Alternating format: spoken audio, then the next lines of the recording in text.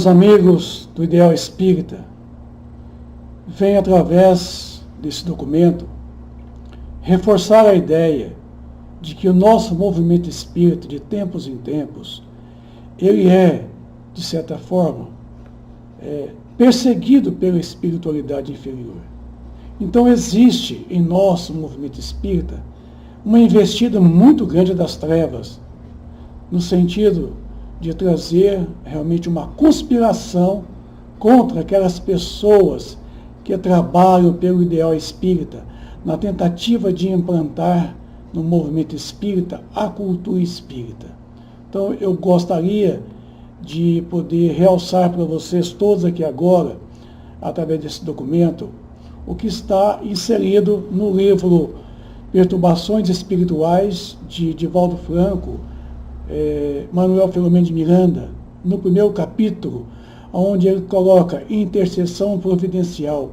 O que está acontecendo conosco em nosso movimento espírita? Não ignoramos que as forças do mal, ensandecidas e furiosas ante o crescimento dos adeptos dos Consolador, que vêm recuperar os espíritos enfermos, desertores extraviados, a fim de trazê-los de volta ao Cordeiro de Deus, sentem-se ameaçados e, pós-reorganizações bem urdidas, atacam-nos com inclemência, tanto de forma sutil como em enfrentamentos diversos.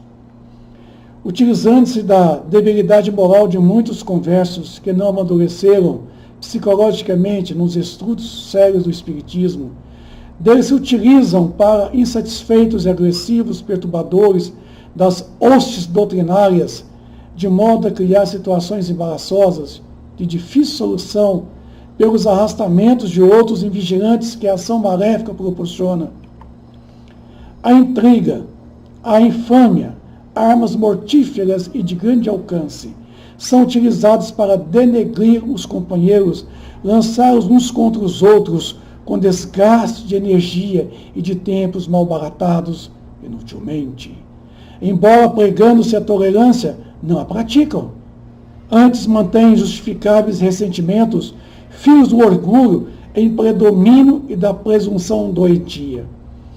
Por mais se exole a necessidade da prática do perdão, da gentileza, da caridade no trato com todos, comportam-se como armados e muito sensíveis a qualquer palavra de admoestação que interpretem conforme sua doentia situação, de modo a abrir as feridas nos sentimentos debilitados.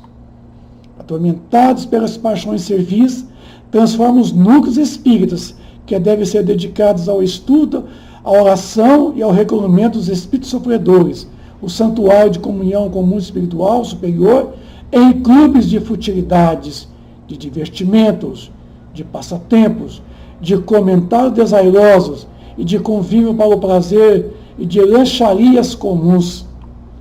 Lentamente substitui-se a seriedade da mensagem com o anedotário chulo e vulgar de duplo sentido, o que deixa doridas frustrações naqueles que o buscam amargurados, sofridos, com o coração ferido e a mente atormentada, buscando orientações, consolações e reconfortos.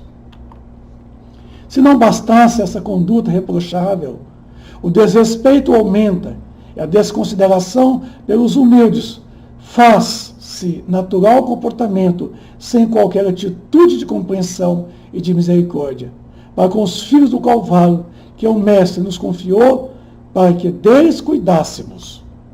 Derrapa-se em relacionamentos de ocasião, que terminam em rupturas abruptas, com mágoas e afastamento das atividades olvidados do altíssimo significado de responsabilidade, abraçado e dos compromissos firmados antes do berço.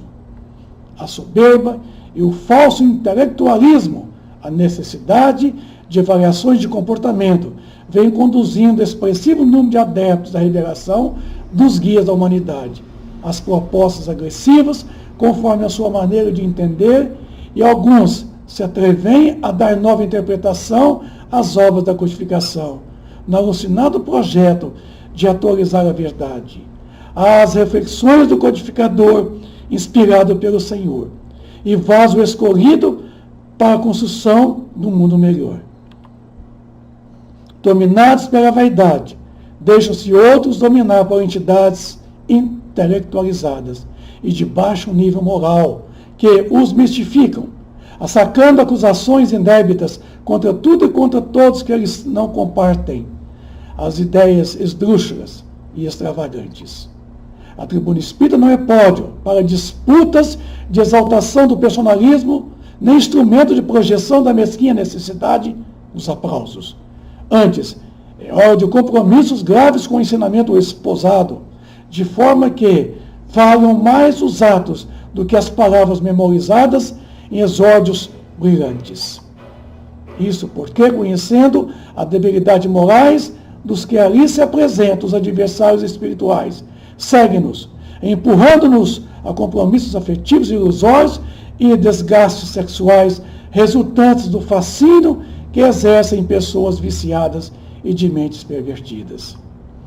A grande derrogada na tribuna espírita tornou-se um ponto nevrálgico do movimento espírita na atualidade, implosão do próprio movimento espírita, a fim de difamar e deturpar a doutrina espírita, colocar pessoas para expor os preceitos pessoais de como se acha que a doutrina espírita é, e não de como ela está para todos nós. No movimento espírita existe uma contracultura dentro das casas espíritas.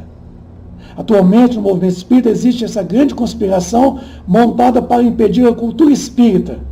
Muitos de nós que estamos aqui tentando desenvolver essa cultura através da implantação dos estudos verdadeiramente espíritas, somos boicotados, impedidos de esposar a doutrina espírita. Somos ignorados, às vezes, enquanto neófitos, sem nenhuma base doutrinária, tomam conta da tribuna espírita. Então, atualmente o que está acontecendo é assim: nós que estamos aqui querendo implantar a cultura espírita, fazendo estudos doutrinários seriamente fidedignos, nós somos impedidos, nós somos colocados de lado, nós somos até mesmo ignorados.